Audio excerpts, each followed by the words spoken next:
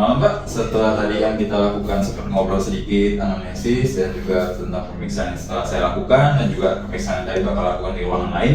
Jadi setelah melakukan pemeriksaan keseluruhan itu, kita mendiagnosa Bapak sebagai suatu glaukoma. Sebelumnya Bapak udah tahu glaukoma itu Pak atau pernah dengar? Belum pernah dok. Nah, kebetulan dari mahasiswi kedokteran UPH ada sempat bikin untuk video penjelasan glaukoma singkat sih Pak. Mungkin kita bisa sama-sama nyimak Pak ya. Oke, siap dok. Halo semua, kali ini kita akan membahas tentang penyakit mata yang mungkin gak jarang kita dengar, yaitu glaukoma. Glaukoma itu sebenarnya bahaya gak ya? Glaukoma merupakan penyakit penyebab kebutaan nomor 2 paling banyak di dunia, termasuk di negara Indonesia. Di Indonesia, cukup banyak orang yang menderita glaukoma, yaitu sekitar 4-5 dari 1.000 orang. Sebenarnya apa itu glaukoma? Glaukoma adalah kelompok penyakit kerusakan saraf optik secara progresif yang ditandai dengan adanya perubahan struktur pada bagian kepala dari saraf optik dan lapisan serabut saraf retina. Hal ini dapat disertai juga dengan adanya kerusakan sel retina dan gangguan lapang pandang. Bagaimana mekanisme terjadinya glaukoma? Di dalam bola mata terdapat cairan yang disebut dengan humor aquos. Cairan ini diproduksi secara terus-menerus dan akan keluar melalui sudut drainase, sehingga jumlah produksi dan jumlah keluarnya akan sama dan tekanan bola mata terjaga tetap stabil. Pada kasus glaukoma, terjadi masalah pada proses keluarnya aquos humor, sehingga cairan tidak dapat keluar dan terakumulasi di dalam bilik depan bola mata. Hal ini akan meningkatkan tekanan bola mata dan kemudian menyebabkan kerusakan pada saraf mata. Terdapat beberapa tipe glaukoma, di antaranya glaukoma sudut terbuka dan sudut tertutup. Mari kita bahas satu-satu. Pertama, tipe glaukoma sudut terbuka. Jenis glaukoma ini merupakan yang paling umum. Tipe ini terjadi secara bertahap, di mana mata tidak dapat mengalirkan cairan dengan baik akibat saluran drainase yang tersumbat. Akibatnya, tekanan di dalam bola mata meningkat dan dapat merusak saraf optik. Jenis glaukoma ini tidak menimbulkan rasa sakit dan tidak menyebabkan perubahan penglihatan pada awalnya. Namun, bila hal ini dibiarkan semakin parah, penglihatan dapat terganggu, seperti munculnya gangguan lapang pandang pada penderita. Kebanyakan orang tidak menyadari adanya gangguan penglihatan sampai akhirnya sudah menjadi parah. Maka, glaukoma sering juga disebut sebagai pencuri penglihatan diam-diam. Hal ini dapat dicegah dengan kontrol rutin ke dokter mata sebelum terjadinya gangguan pada penglihatan, dan dokter mata akan menganjurkan seberapa sering harus mengecek matanya.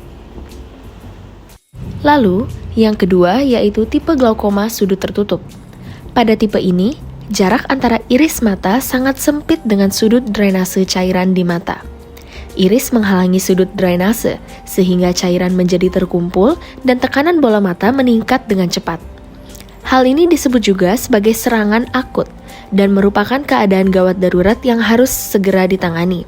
Bila tidak, penderita dapat menjadi buta.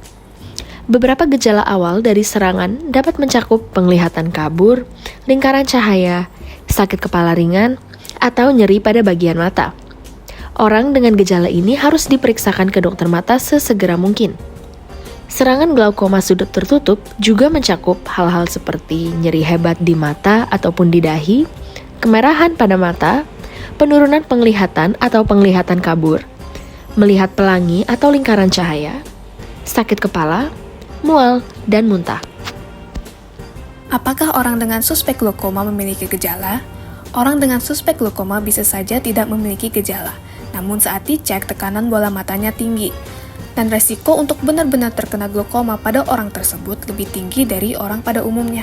Selain itu, orang dengan suspek glaukoma bisa juga memiliki tekanan bola mata yang normal, namun saat dicek oleh dokter mata terdapat kelainan pada saraf optik. Maka sangat penting bagi kita untuk tetap rutin cek ke dokter mata, meskipun belum memiliki gejala yang mengarah pada glaukoma, agar dapat ditata laksana secepatnya bila diperlukan. Lalu, siapa saja yang berisiko terkena glaukoma? Glaukoma banyak menyerang dewasa di usia produktif, biasanya pada usia 40 dan ke atas.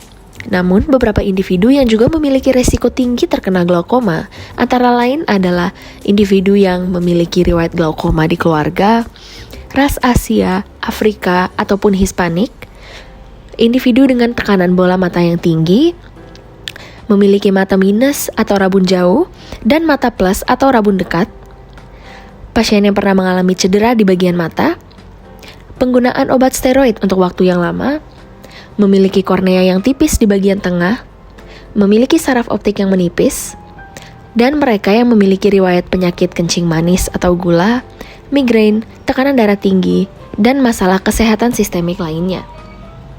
Apakah kerusakan saraf pada glaukoma bisa disembuhkan? Sayangnya tidak bisa. Namun, komplikasi-komplikasi yang tidak diinginkan seperti kebutaan akibat glaukoma dapat dicegah dengan pengobatan rutin ke dokter mata. Bagaimana pengobatannya? Pengobatan yang mungkin dokter mata anjurkan yaitu dengan obat mata, biasanya berupa obat tetes mata. Selain itu, dokter mungkin dapat mempertimbangkan tindakan dengan laser trabekuloplasti untuk glaukoma sudut terbuka atau iridotomi untuk glaukoma sudut tertutup. Bila dengan keduanya tidak membaik, maka dapat dianjurkan untuk operasi trabekulektomi, pemasangan alat drainase glaukoma, dan operasi katarak untuk menurunkan tekanan cairan di dalam bola mata. Sekian informasi seputar glaukoma yang dapat kita sampaikan. Jadi untuk teman-teman yang berusia 40 tahun atau lebih, jangan lupa kontrol rutin ke dokter mata ya. Sehat selalu teman-teman.